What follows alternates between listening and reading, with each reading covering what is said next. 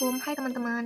Di sini aku bakalan menjelaskan kepada teman-teman mengenai tools-tools yang ada pada CorelDRAW tahun 2018. Jika teman-teman menggunakan CorelDRAW tahun 2020 dan seterusnya, maka akan ada perbedaan sedikit pada tata letak, namun untuk nama-namanya masih sama ya teman-teman. Nah, pertama-tama sebelum memulai, teman-teman harus klik tanda plus ini dulu untuk membuat dokumen. Judul dokumennya apa? Misalnya kita membuat dokumen pola dasar. Nah, untuk ukurannya ini di sentimeter, dan untuk ukurannya ini lebarnya, tingginya teman-teman sesuaikan saja. Lalu untuk ininya disamakan saja sama aku ya teman-teman, lalu klik OK. Nah, jadi di sini teman-teman bisa membuka banyak file ya. Misalnya nih, file, open.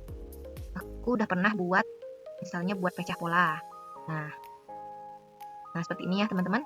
Tapi karena aku nggak pakai itu sekarang, maka kita klik close ya. Oke. Nah, selanjutnya kita bakalan men-setting bagian atas ini. Klik view, snap to, lalu pastikan objek ini sudah tercentang ya. Kalau belum, teman-teman klik kiri. Selanjutnya pergi ke window, lalu ke dockers, lalu klik object properties. Maka akan muncul bagian kiri seperti ini. Lanjut lagi, tekan window, dockers, lalu klik transformation, klik position. Nah, maka akan muncul seperti ini. Lanjut lagi, kita klik color palette, lalu klik default palette, dan diklik kiri. Nah, akan muncul berbagai warna seperti ini. Nanti akan berguna ya, teman-teman. Nah, kita bisa men-skip ini agar tidak memenuhi layar dengan klik ini. Oke. Selanjutnya, kita akan membuat garis. Membuat garis itu menggunakan bezier ya, teman-teman. Buat garis menggunakan bezier. Misalnya kita membuat garis lurus, klik kiri satu kali, lalu ke arah bawah, misalnya mau buat garis vertikal. Nah, mau buat garis horizontal. Buat garis horizontal, misalnya mau menyatukan ini, pastikan kita kalau mau menyambung garis itu kan pola ini kan bagian sini harus menyambung, sini harus menyambung, tidak boleh terpisah-pisah ya teman-teman. Walaupun di zoom dia masih bersatu. Caranya itu kita pastikan menyambung-nyambungnya itu di node ini. Sampai muncul tanda node, baru diklik dan diarahkan seperti ini. Teman-teman juga bisa membuat garis dengan ditahan seperti ini, klik kiri, tahan, maka akan muncul lengkungan seperti ini. Nah, karena kita membangun bidang tertutup, maka akan muncul warna. Jadi teman-teman jangan panik, bisa diklik sini dan hilang warnanya ya teman-teman. Jadi dengan bezier ini kita bisa membuat garis. Kita balikan ke pixel dulu ya kalau untuk cancelnya dari bangunan ini. Klik lagi. Teman-teman bisa membuat garis diagonal juga di sini. Juga membuat garis lengkung, tapi balik lagi ke pick tool. Karena kalau teman-teman lanjut ke sini, maka dia akan berhubungan seperti ini. Kita balik ke pick tool, kita klik tempat lain, baru ke bezier lagi. Nah, kita mau membuat daun ke arah diagonal misalnya. Ini buat titik dulu dengan klik kiri, lalu ke arah diagonal, dan klik tahan, digeser seperti ini. Oke. Nah, itu dia caranya ya, teman-teman. Menyambungnya gimana? Menyambungnya gitu. Sebenarnya menggunakan node ini memang agak tricky ya teman-teman, karena bakalan susah untuk mengontrolnya. Nah, seperti ini. Selanjutnya, kita akan membuat lengkungan yang lebih mudah. Membuat lengkungan yang lebih mudah itu menggunakan 3-point curve ini teman-teman. Kita klik 3-point curve, lalu ini ada sebuah gambar ya. Aku copy paste dari Google. Jadi kita bisa copy gambar di sini teman-teman. Ctrl C, Ctrl V, Ctrl C, Ctrl V gitu ya. Atau copy paste gitu. Lalu kita klik di sini. Klik kiri tahan, arahkan ke titik sudut-sudutnya, klik kiri tahan, lepas, lalu dia akan langsung terkait seperti ini, arahkan ke bentuk desain yang mau dibuat. Kita melanjutkan garisnya seperti ini teman-teman. Nah, kalau bezier tadi kan harus menyambung-nyambung gitu teman-teman, agak susah mengontrol kan. Kalau 3-point curve ini langsung bisa seperti ini, langsung ke node, kita cari node. Nah, tahan, klik kiri tahan, arahkan ke bawah misalnya nih, arahkan ke bawah, lepas. Nah, nanti dia bakalan ngikut ke arah mouse kita. Aku nggak menekan mouse lagi nih, seperti ini ya. Nah, itu dia cara menggunakan 3-point curve. Selanjutnya kita akan menggunakan pick tool. Nah, seperti yang tadi, pick tool itu bisa meng-cancel dari bezier tadi, lalu pick tool itu bisa memindahkan teman-teman. Bisa memindahkan satu garis, misalnya ini ya, yang satu garis. Semuanya bangun lagi. Nih, bisa di satu garis, lalu teman-teman bisa ngeblok seperti ini, diblok, lalu dipindahkan seperti ini. Dengan pick tool ini kita juga bisa copy paste, Ctrl C, Ctrl V, lalu jadi terduplikat. Bisa di mirror ke atas bawah, mirror ke samping kanan kiri, lalu kita bisa menyeret juga. Selain copy paste tadi, kita bisa klik kiri, tahan, seret, klik kanan. Nah, ini juga bisa copy paste, sama ya teman-teman. Selanjutnya, dengan pick tool ini kita bisa mengubah warna, teman-teman. Misalnya ini kan warna hitam nih, kita mau buat pola depan kan merah tuh garisnya. Maka diklik garisnya, terus diklik kanan pada warna merah di palet warna. Nah, dia akan berubah jadi warna merah. Untuk memberi warna pada bidang, teman-teman bisa klik seperti ini. Namun, yang ini nggak bisa diberi warna langsung. Misalnya seperti ini ya. Aku blok dulu dengan pick tool. Aku mau buat dia warna merah, nggak bisa. Karena dia penyatuan dari banyak garis-garis. Jadi, mau mewarnainya warna merah, caranya dengan klik yang tanda ini, lalu klik Smart Fill Tool. Baru bisa. Kita klik warnanya, bisa pilih warnanya di sini ya. Misalnya maunya warna, bajunya warna biru. Biru ya. Nah, maka akan berwarna biru. Waduh, kenapa nggak bisa ya? Nah, kalau nggak bisa ini, tandanya ada garis yang terputus, teman-teman. Ini nih, seperti ini. Caranya memperbaikinya adalah dengan shape. Teman-teman pergi ke shape, sudah, lalu diklik garisnya dan diarahkan ke node. Nah, maka dia akan tertutup. Ini kita lihat lagi, apakah sudah sama? Apakah sudah di node-nya? Oke. Lalu ini ada garis yang memotong ya, teman-teman. Kita bisa klik garisnya. Kita bisa Ctrl X untuk menghapus atau delete pada keyboard ya. Nah, mari kita cobakan lagi apakah sudah bisa. Untuk nge-zoom out atau nge-zoom in-nya, teman-teman bisa scroll mouse ke atas untuk memperbesar, ke bawah untuk memperkecil ya. Kita coba lagi di Smart Fill Tool tadi. Nih, kliknya. Kita mau ubah warna. Oke. Selanjutnya di shape ini, selain mengubah tadi, kita juga bisa, bentar, klik dulu, pick tool. Kita kesini lagi ya. Selain dengan bezier tadi membuat garis lengkung atau 3-point curve ini bisa dengan di shape ini, teman-teman. Sama seperti tadi ya, kalau munculnya tanda S di sini, maka dia berfungsinya sebagai pemanjang atau pemendek garis. Fungsinya kayak tadi, jika ada yang terpisah maka kita satukan dengan ini. Karena dia ada penanda-penanda ini, H ini artinya di batang garis, kalau node ini artinya di ujung garis. Nah, kalau mau melengkungkannya gimana? Melengkungkannya klik kanan pada garis, klik to curve, maka dia akan muncul. Klik kiri, tahan, seret, klik kiri, tahan, seret. Seperti itu ya, teman-teman. Kita mau buat S, gimana caranya? Klik kanan, klik add, nah, maka akan muncul garis sumbu di sini. Maka teman-teman bisa membuatnya seperti ini.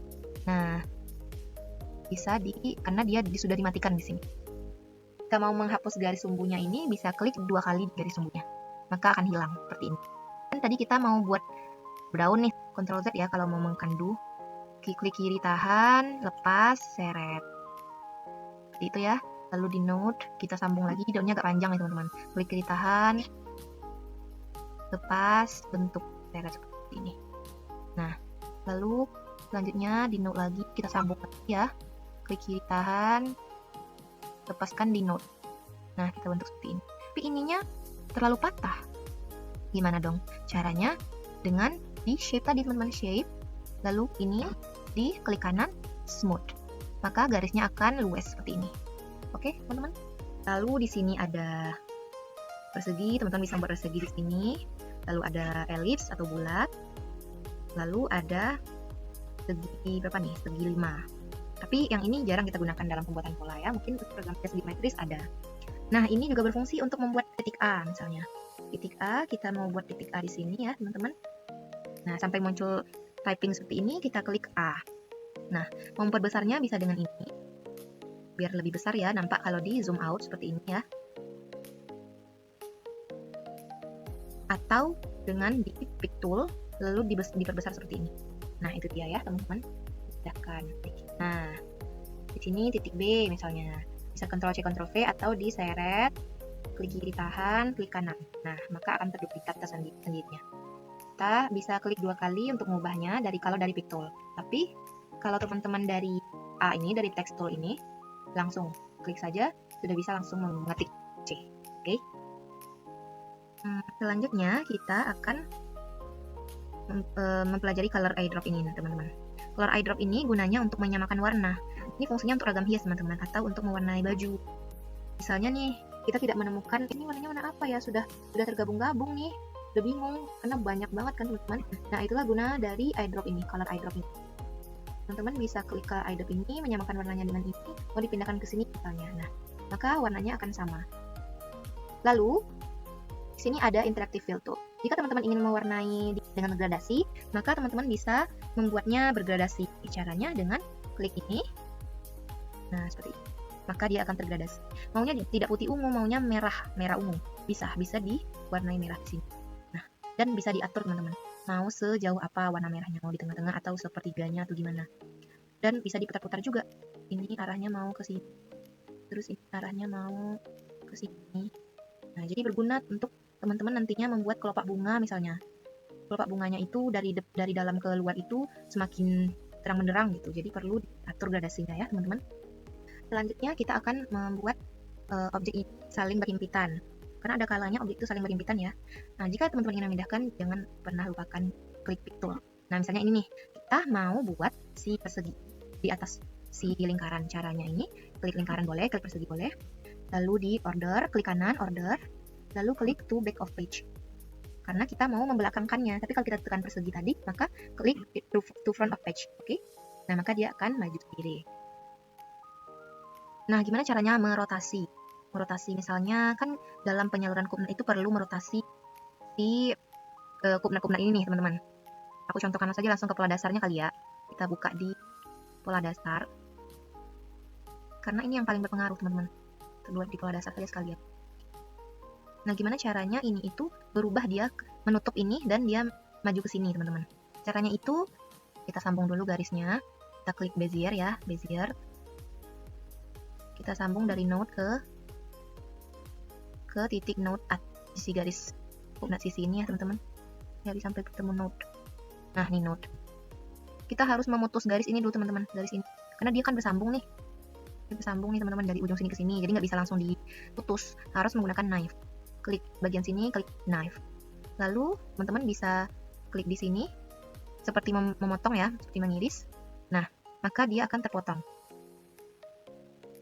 Mari kita coba lihat. Nah, maka dia akan terpotong seperti ini. Seperti ini ya teman-teman. Sama juga seperti ini. Kita juga harus memotong bagian sini teman-teman. Knife. Kita potong seperti mengiris bawang. Iris bawang ya. Nah, maka dia akan, bentar, kita coba lagi lebih bagus. Kita potong seperti ini. Nah, mari kita lihat apakah dia sudah terpotong. Nah, sudah terpotong ya teman-teman ya. Nih, garis ini sama ini masih terpisah. Kita harus menyatukannya. Gimana caranya? Kita klik garisnya, kita klik shift, klik garis yang ini juga, lalu klik kanan, terus group object. Maka si garis akan bersambung. Jadi kita klik lagi garisnya, shift. Shift-nya ditahan ya teman-teman, shift. Klik ini, klik ini, klik ini. Oke, apakah sudah bisa? Oh, mungkin udah bisa ya teman-teman ya. Nah, gimana caranya merotasinya? Klik pada center ini, klik kiri. Nah, senternya pindahkan ke poros. Porosnya kan titik J ini, T. Nah, baru kita rotate di sudut-sudutnya ini teman-teman. Nah, seperti itu ya memindahkannya. Kita juga bisa merotate ini teman-teman.